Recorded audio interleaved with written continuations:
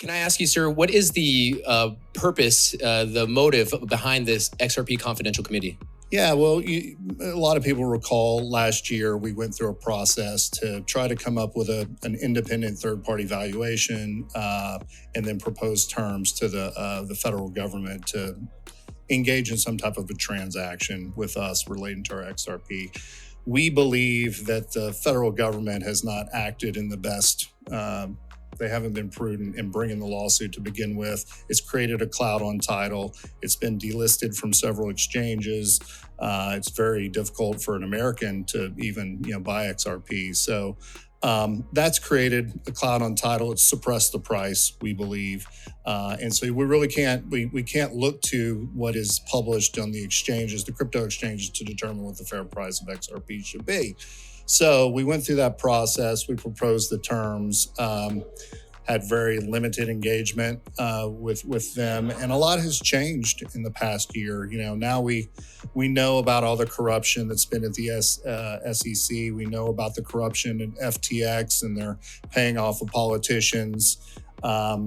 With all this knowledge, it felt like it was the time to come back, reconstitute a committee, and even do a more thorough job than we did back in 2021. So, for example, this year we've actually we've formed two subcommittees of the Confidential Committee. One is a valuation subcommittee with 7 professionals, got forensic accountant, investment banker, attorney. Tip-top people who are going to do the process of figuring out. And we're setting the goal on that to determine what's the fair market value in 2030 to kind of get out of the noise that happens about, it can't go to that and all this stuff. Well, once the lawsuit's resolved, once the adoption has taken place, and all these things that appear like obstacles and hurdles to XRP realizing its true value will have been resolved in 2030. So they tried to shake us. They tried to bake us. But they can't touch us. We come out medium rare, baby. Maybe medium well, depending on the thickness. Keep it coming, baby. You can't shake us. Will XRP hit that $4 mark this coming year? Or better yet, will it happen in January? The SEC is now getting exposed for its crimes to the crypto world. That could be the right drive we need for this crypto to move to the next level despite the current lawsuit. XRP has been holding on quite nicely ever since the lawsuit began, now over 2 years ago, and that is a rare occasion, especially in the crypto sphere. Such news could easily shred any other crypto into pieces, but not XRP. That goes to show that this coin is meant for greatness. But before we get into all that, let's roll that intro. As always, welcome to Moneyside, your favorite crypto channel. If you're new here, hit that subscribe button and turn on notifications. That way you get updates when we drop new videos. Don't forget to smash that like button, and you can always leave a question or a comment in the section below. Here's an interesting view of what happens to XRP every single time during the festive season in December. Now, granted, this year's XRP's price hasn't made any significant bullish trend, but we do expect next year is going to be different. And all that starts with this January and how the government is planning to deal with the SEC.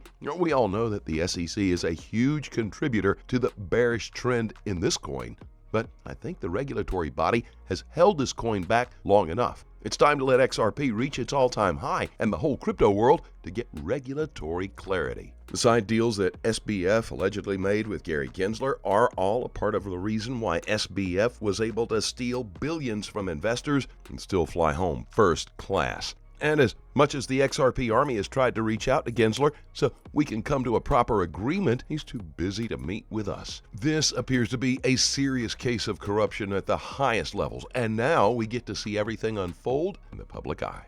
So, with the fear of sounding like a broken record, I still stand firm with the idea that XRP could reach 2 digits, and that will happen next year. The best part about this entire case is that we are almost close to a settlement. I don't think the regulatory body can handle another hit after what just happened with SBF. Their integrity is being questioned by everyone, including Congress. And I've said this time and time again, Gensler is merely a puppet to a huge corporation. And that's why when cornered, Gensler can't effectively answer questions. In fact, he doesn't even know the true meaning of cryptocurrencies. That's why he keeps saying they are all securities. But XRP is the future of the internet, whether the SEC wants to admit it or not.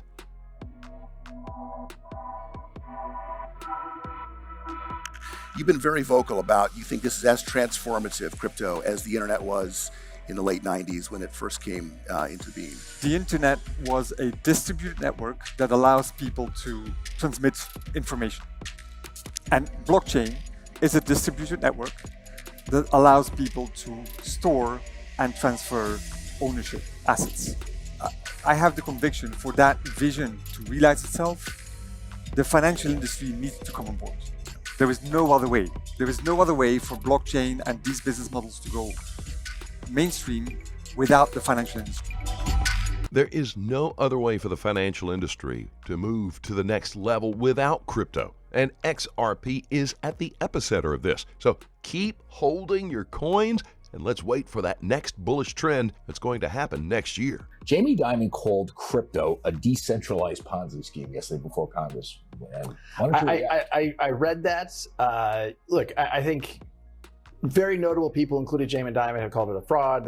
Warren Buffett, I think, had some negative comments. Right. Look, I think we've reached a point where we know this industry is not going away. It's here to stay. You're talking about $1 trillion of value. And I think ultimately these things, as we've talked about here on the show before, are going to be measured by what utility, what problem are you solving? And so, for him to call it a Ponzi scheme, there's 50 million people here in the United States who have direct exposure to crypto that might disagree with him.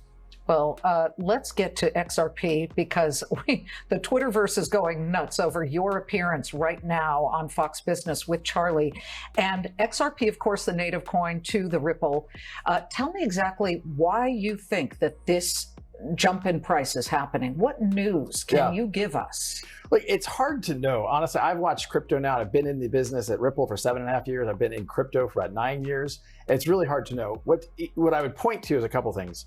Before the SEC got involved with you guys, with us and ETH, because again, there's two factors here. One, XRP was the second most valuable digital asset ahead of ETH. And then around 2018 was a kind of a famous, now infamous speech that kind of anointed Bill ETH Hinman of the corporation finance. And so, look, I think increasingly as the summary judgment filings were made public, people realized that maybe the SEC really is overreaching. They really aren't following a kind of faithful allegiance to the law. And that's a quote from the judge in this case.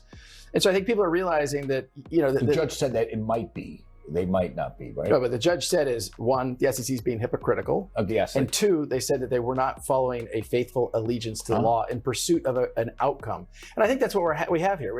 The SEC, I think, has kind of lost its way. I said yesterday on stage, I think it's cuckoo for Cocoa Puffs. I was going to ask you that. I mean, I